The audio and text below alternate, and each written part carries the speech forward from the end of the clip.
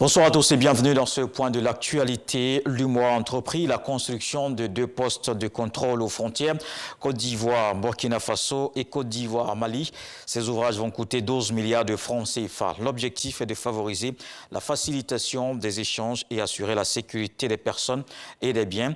Une délégation de l'Union monétaire était à l'Aller-Rabat pour voir l'avancement des travaux à Mississauga. 12 milliards de francs CFA pour améliorer les échanges commerciaux, la sécurité et l'intégration sous-régionale à travers la construction des postes de contrôle juxtaposés, PCJ, dans les villes frontalières de l'Aller-Rabat avec le Burkina Faso et Zégoua avec le Mali. Un projet de l'Union économique et monétaire ouest-africaine UEMOA.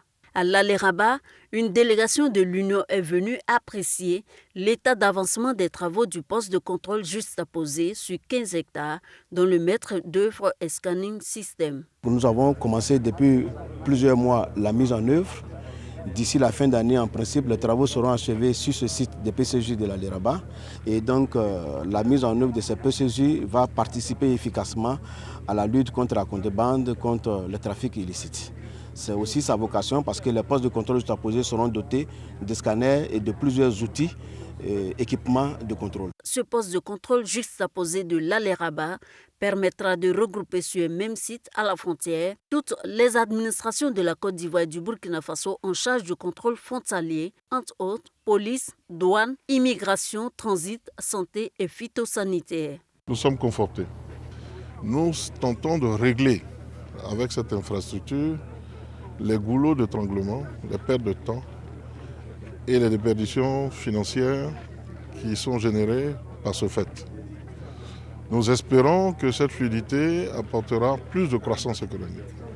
Le projet de poste de contrôle juxtaposé est un volet du programme de facilitation des transports et du transit routier inter-État de l'UEMOA.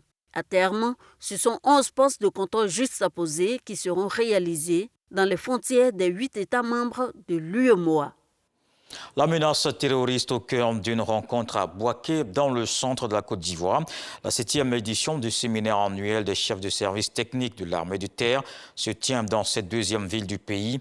Les participants réfléchissent à l'adoption d'un soutien approprié afin de faire face à cette nébuleuse qui menace la quiétude des populations. La gendarmerie nationale, elle, poursuit la lutte contre le trafic illicite de drogue, de stupéfiants et de médicaments prohibés. Dans la période du 1er juillet 2020 au 26 juin 2021, plus de 14 tonnes de drogue et produits pharmaceutiques non identifiés interceptés.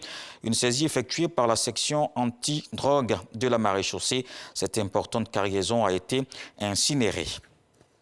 Dans le reste de l'actualité, second tour des élections régionales en France, une faible participation de 27,89% à 17 h. Ce chiffre est en hausse d'1 point par rapport au premier tour le 20 juin dernier. Parmi les enjeux du scrutin figure la possibilité pour le Rassemblement national, présidé par Marine Le Pen, de diriger une région pour la première fois de son histoire. À gauche, le résultat des régionales donnera une idée du rapport de force entre socialistes et écologistes qui se sont alliés dans certaines régions. Les résultats de ces élections donneront également une photographie du paysage politique à 10 mois de la présidentielle de 2022. L'hélicoptère à bord duquel voyageait le président colombien a été la cible de tirs vendredi près de la frontière vénézuélienne. Le chef de l'État qui a dénoncé, je cite, un lâche attentat. Il ajoute que son service de sécurité et la solidité de l'hélicoptère avaient réussi à empêcher que quelque chose de mortel ne se passe. Des images diffusées par la présidence ont montré plusieurs impacts de balles sur la queue et le rotor principal de l'appareil. Rappelons que la Colombie a ravagé notamment par la violence entre groupes armés. Et on termine en Israël avec des fusillades en série dans les localités arabes du pays. Pour les responsables des autorités locales, il s'agit d'un laisser-faire prémédité de la police israélienne à l'égard des auteurs de règlements de compte.